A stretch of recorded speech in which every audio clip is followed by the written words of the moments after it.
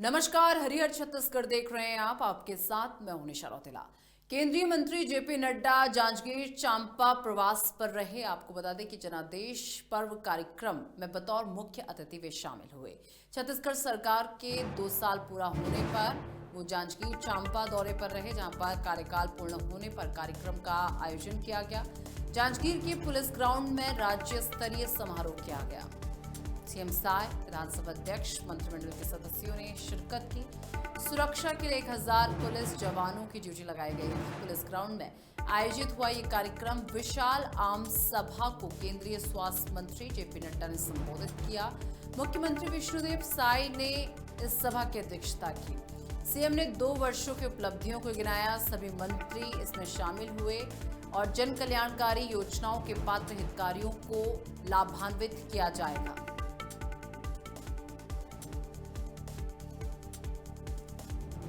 जांजगीर चांपा से बड़ी खबर, जहां पर केंद्रीय मंत्री जेपी नड्डा जांजगीर चांपा के दौरे पर रहे और छत्तीसगढ़ सरकार के 2 साल पूरे हो चुके हैं। कार्यकाल पूरा होने पर कार्यक्रम का आयोजन हुआ है। तो जांजगीर के पुलिस ग्राउंड में राज्य स्तरीय समारोह हुआ। सीएम साय, विधानसभा अध्यक्ष, मंत्रिमंडल के तमाम सदस्य ने शिरकत की। और इसी के साथ आपको बता दें कि जांजगीर चांपा में केंद्रीय मंत्री जेपी नड्डा प्रवास पर रहे। जनादेश पर्व कार्यक्रम में बतौर मुख्य अतिथि शामिल हुए। दरअसल इस कार्यक्रम का आयोजन 2 साल बीजेपी के छत्तीसगढ़ में पूरा करने को लेकर आयोजित किया गया था, जिसमें सीएम विष्णुदेव साय ने सरकार की तमाम उपलब्धियों को गिनवाया है कि इन 2 सालों में छत्तीसगढ़ में बीजेपी की सरकार ने क्या कुछ काम किए हैं, विकास को लेकर क्या क्या काम हुए हैं, कौन कौन सी योजनाएं चलाई, उन तमाम चीजों को लेकर आपको बता दें कि सीएम साय ने संबोधित किया है। और इसी के साथ अगली खबर की तरफ बढ़ते हैं, जो कि छत्तीसगढ़ के बेमेतरा से है। बेमेतरा में जिला कांग्रेस कमेटी और युवा कांग्रेस के नेतृत्व में कांग्रेस पार्षदों ने नगर पालिका कार्यालय का घेराव कर जमकर हंगामा किया है। आरोप है कि नगर पालिका परिषद की पिछले 7 माह से कोई बैठक नहीं हुई, जबकि कांग्रेस समर्थित पार्षदों ने कई बार मुख्य नगर पालिका अधिकारी से अनुरोध किया। धारा 57 के तहत आवेदन देने के बावजूद बैठक नहीं बुलाई गई। प्रदर्शनकारियों ने कहा कि शहर में विकास कार्य ठप है, साफ सफाई व्यवस्था भी चरमराई हुई है और केवल 1 से 2 वार्डों पर ध्यान दिया जा रहा है। घेराव के दौरान बैरिकेडिंग तोड़े गए। बाद में पुलिस प्रशासन ने समझाइश पर मामला शांत हुआ। कांग्रेस ने चेतावनी दी कि भेदभाव जारी रहा तो उग्र आंदोलन होगा। तो देखिए, बेमेतरा में कांग्रेस ने नगर पालिका का घेराव किया है। 7 माह से बैठक नहीं होने पर नाराजगी जताई है। विकास कार्य और सफाई ठप होने का आरोप लगाया है। धारा 57 के बावजूद भी बैठक नहीं बुलाने का दावा किया गया है। बैरिकेड तोड़कर मुख्य गेट तक कार्यकर्ता पहुंच गए। बैठक नहीं होने पर उग्र आंदोलन की चेतावनी दी है।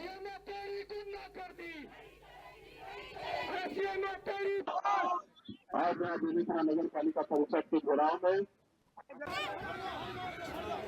नगर पालिका की भेदभावपूर्ण नीति के कारण जो वार्डों में और जो हमारे कांग्रेसी वार्डों में पक्षपात किया जा रहा है, उसकी वजह से आज हम लोगों ने नगर पालिका का घेराव किया है। पिछले 7 महीनों से एक भी बैठक भी नहीं हुई है और 2 दिसंबर को बैठक के लिए धारा 57 के तहत ज्ञापन दिया गया था, लेकिन आवेदन दिया गया था, लेकिन बैठक आज तक नहीं हुई। सीएमओ के पास जाने से वो बोलते हैं कि ठीक है, बैठक में बात करेंगे, जब होगा देखा जाएगा। जिस प्रकार का एक पक्षी कार्यवाही जो नगर पालिका सीएमओ के द्वारा की जा रही है, नगर पालिका सीएमओ भाजपा के एजेंट के रूप में काम कर रहा है।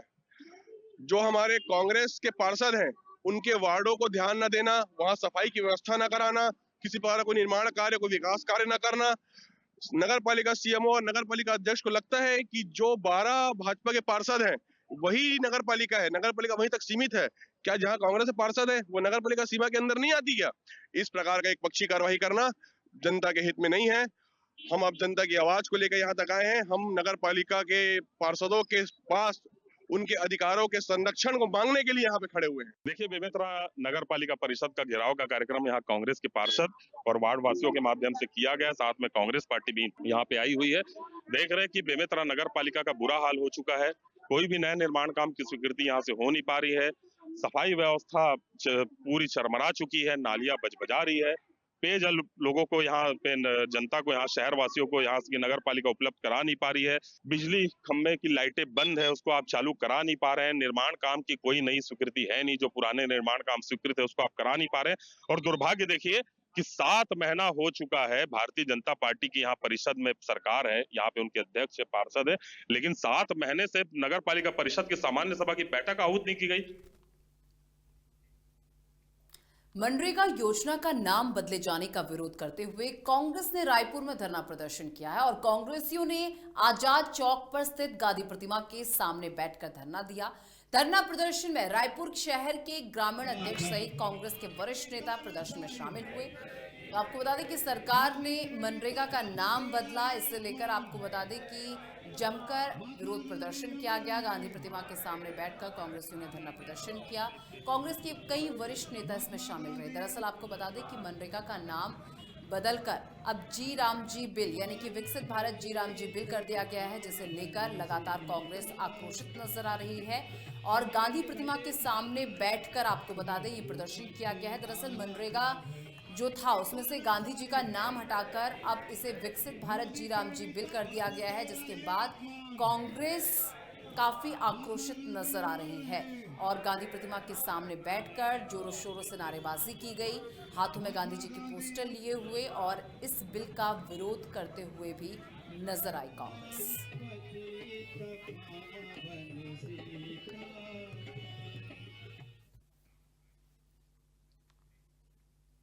रायपुर में सर्व समाज बस्तर और जनजातीय सुरक्षा मंच ने प्रेस कॉन्फ्रेंस की है, जिसमें सर्व समाज और सुरक्षा मंच के देवेंद्र नेताम ने प्रशासन पर आरोप लगाते हुए कहा कि 5वीं अनुसूची क्षेत्र में बिना ग्राम सभा के अनुमति के शव को दफनाया गया और साथ ही जनजातीय आस्था और पेन पुरखा परंपरा से खिलवाड़ करने का दावा भी किया गया है और साथ ही एसपी, एसडीएम और तहसीलदार पर जांच की मांग करते हुए आंदोलन की चेतावनी भी दी है।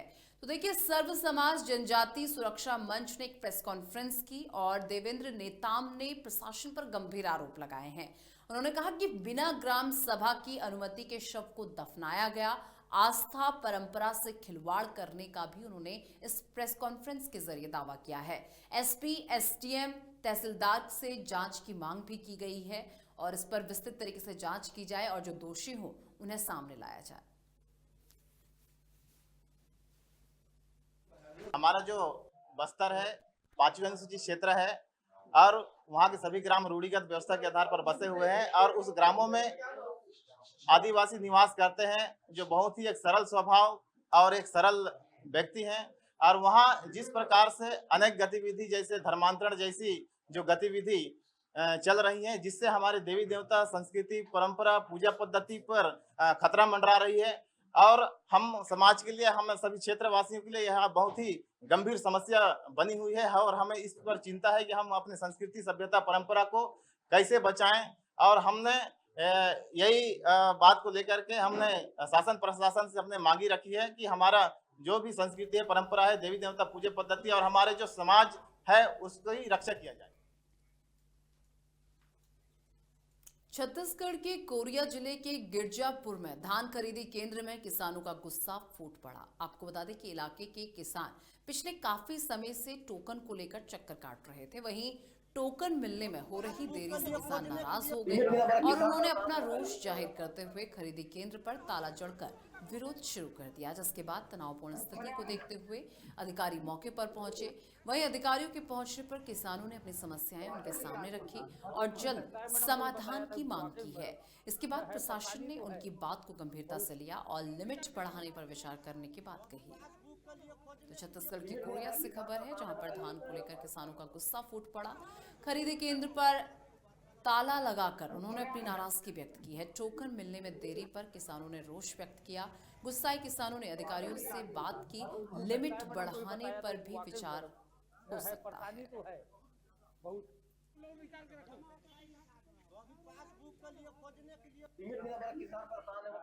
समस्या ये थी कि सभी लोगों का टोकन नहीं कट पा रहा था क्योंकि लिमिट फुल हो जा रहा था। क्योंकि अभी धान खरीदी का समय 30 जनवरी तक का है और जिला कार्यालय कलेक्टर कार्यालय के यहाँ से प्रस्ताव गया है कि पटना के सभी केंद्रों में, जिले के सभी केंद्रों में जहाँ इस टाइप की समस्या है वहाँ लिमिट बढ़ाया जाए। उन किसानों, जो पुराने किसानों जो आए थे टोकन कटाने, उन लोगों का लिस्टिंग तैयार कर यहाँ किया जा रहा है और वो टोकन पद्धति से जो पहले आया है उनका पहले टोकन कटेगा, उस टाइप से पद्धति अपना रहे हैं। इसकी व्यवस्था कर दी गई गिरजापुर समिति। अंबिकापुर में नेशनल हाईवे में भ्रष्टाचार का नया मामला सामने आया है, जहां नेशनल हाईवे विभाग का रात में बनाई गई सड़क सुबह होते ही उखड़ गई है। नवनिर्मित सड़क को सफाई कर्मियों ने बेलचा से समेटकर कचरा उठाने वाले ट्रैक्टर में ले गए। शहर से होकर गुजरने वाली नेशनल हाईवे 43 में विभाग द्वारा ठेकेदार से कराया गया था सड़क मरम्मत का कार्य। आपको बता दें कि लगभग 6 करोड़ रुपए की लागत से अंबिकापुर से होकर गुजरने वाली नेशनल हाईवे 43 जर्जर सड़क अब पेच रिपेयरिंग का काम किया जा रहा है। तो जरा अब इन तस्वीरों को देखिए। ये तस्वीर नेशनल हाईवे 43 की बताई जा रही है, जहां पर अधिकारी और जो ठेकेदार थे उनकी पोल खोल कर रख दी है। करोड़ों का भ्रष्टाचार इसमें हुआ है। दोनों की मिली भगत से करोड़ों का घोटाला किया गया है। रात में बनी सड़क सुबह होते ही उखड़ गई। देखिए, रात में ये सड़क बनाई गई, लेकिन जब सुबह लोगों की आंखें खुली तब तक ये सड़क उखड़ चुकी थी। तो आप देखिए किस तरीके से इसमें करोड़ों का भ्रष्टाचार किया गया है। जो रात में जो सड़क डाली गई हो वो सुबह कैसे उखड़ सकती है। तो आप अंदाजा लगाइए कि कैसी क्वालिटी का सामान इसमें इस्तेमाल किया गया होगा।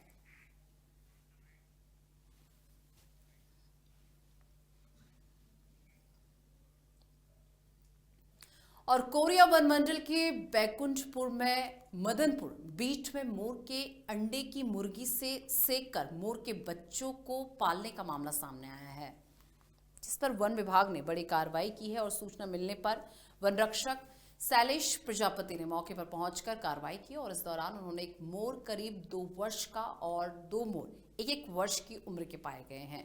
वन विभाग ने तीनों मोरों को सुरक्षित पकड़कर छिंदाडाट वन कार्यालय लाया गया, जिसमें एक मोर को पकड़ने में वन अमले को करीब 4 घंटे की मशक्कत करनी पड़ी।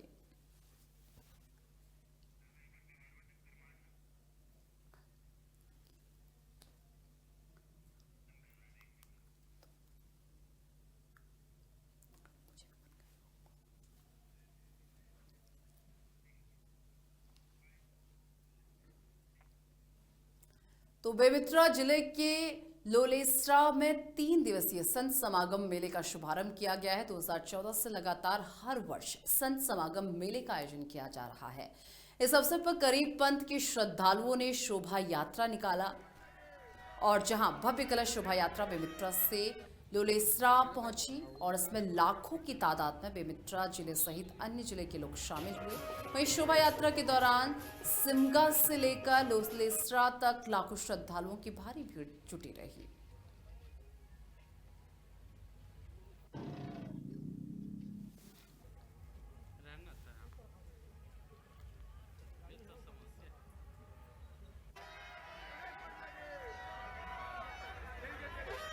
तो कबीर पंथ के श्रद्धालुओं ने एक शोभा यात्रा निकाली है। इसमें भारी संख्या में लोगों जुटे हुए नजर आए। 3 दिवसीय संत समागम मेले का आयोजन हुआ है। हमारे बेमेतरा लोलेसरा में प्रतिवर्ष संत समागम मेला कबीर साहब का और उनके समर्थकों का भव्य आयोजन होता है। हम सबके सदगुरु प्रकाश मुनि नाम साहब, भानु प्रताप देव जी नाम साहब और नवोदित आचार्य उदित मुनि नाम साहब का स्वागत करने का, अभिनंदन करने का हम लोगों को सौभाग्य हर वर्ष मिलता है। आज भी हम लोगों ने अभिनंदन किया और स्वागत किया। पूरा बेमेतरा जिला उनके अनुयायियों का जिला है और इस जिले में अमन चैन शांति के लिए जो सदगुरु का आशीर्वाद है वो हम सब लोगों को मिलता रहे, यही हमारी कामना है। धनपुर के लड़केरी मुख्य मार्ग पर स्थित एक राइस मिल में देर रात उस समय हड़कंप मच गया जब मधुमक्खी के छत्ते से शहद खाने के लिए एक भालू राइस मिल के टीन शेड में करीब 25 फुट ऊंचाई तक चढ़ गया, जिसके बाद इसकी जानकारी लगते ही पूरे मिल और आसपास के इलाके में अफरा तफरी का माहौल बन गया। वहीं वन विभाग को इस मामले की सूचना मिलते ही उन्होंने रेस्क्यू शुरू कर दिया। काफी मशक्कत करने के बाद भालू को अपनी गिरफ्त में लिया गया और वहीं रेस्क्यू बिना किसी हताहत के सफल होने के बाद वन विभाग की तरफ से भालू को जंगल में छोड़ दिया गया है।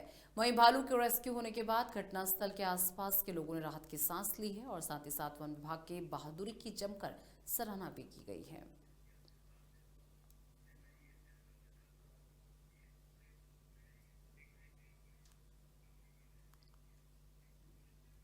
जशपुर जिले में नाबालिग बालिकाओं को बहला फुसलाकर दुष्कर्म करने के 2 अलग अलग मामलों में पुलिस ने 2 आरोपियों को गिरफ्तार कर जेल भेज दिया है। एक मामले में आरोपी को जशपुर पुलिस महाराष्ट्र के पुणे से गिरफ्तार करके लाई है, जबकि दूसरे आरोपी को मनोरा क्षेत्र से पकड़ा गया है। दोनों प्रकरण चौकी दोकड़ा और थाना आस्था क्षेत्र के बताए जा रहे हैं और दोनों ही मामलों में नाबालिग बालिकाएं गर्भवती हो गई थी, जिनकी तबियत बिगड़ने पर इलाज के दौरान परिजनों को घटना की जानकारी हुई। और आपको बता दें कि चौकी दोकड़ा के मामले में पीड़िता ने एक बच्ची को जन्म भी दिया है और परिजनों की रिपोर्ट पर पुलिस ने BNS और पॉक्सो एक्ट की गंभीर धाराओं में अपराध को पंजीकृत किया है।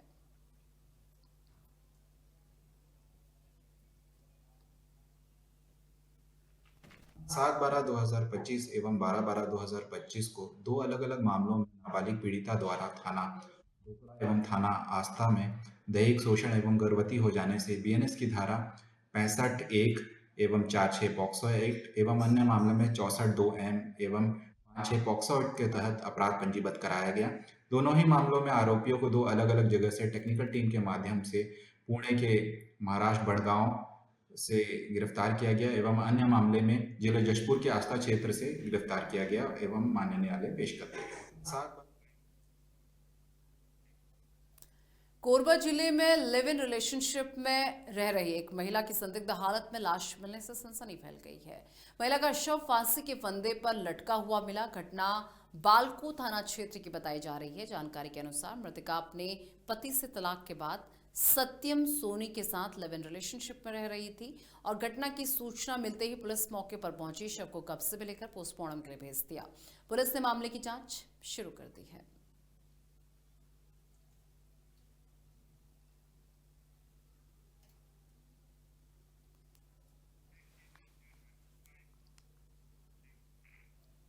रायपुर के उड़ला थाना क्षेत्र अंतर्गत सतनाम चौक पर एक युवक की चाकू मारकर हत्या कर दी गई है और मृतक की पहचान नितिल खरे के रूप में हुई है। बताया जा रहा है कि जयंती समारोह के दौरान नाचने को लेकर विवाद में आरोपियों ने चाकू से हमला किया, जिसमें युवक की मौके पर ही मौत हो गई और घटना की सूचना मिलते ही पुलिस ने वरिष्ठ अधिकारी और FSL टीम मौके पर पहुंची और पुलिस ने मामले में 2 जो नाबालिग थे उन्हें हिरासत में लेकर पूछताछ शुरू कर दी है और पूरे मामले की गंभीरता से जांच की जा रही है।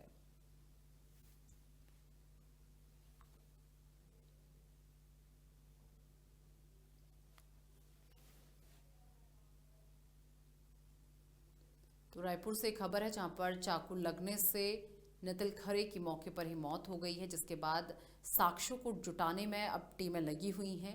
2 नाबालिग आरोपी हिरासत में ले लिए गए हैं, जिनसे पूछताछ की जा रही है कि आखिर किन कारणों की वजह से उन्होंने ऐसी वारदात को अंजाम दिया। जयंती समारोह में नाचने को लेकर ये विवाद हुआ है। दरअसल बताया जा रहा है कि जयंती समारोह था जिसमें नाचने को लेकर ये विवाद शुरू हुआ और विवाद में आरोपियों ने चाकू मारा और चाकू लगने से नितिल खरे की मौके पर ही मौत हो गई, जिसके बाद अब टीमें साक्ष्यों को जुटाने में लगी हुई हैं।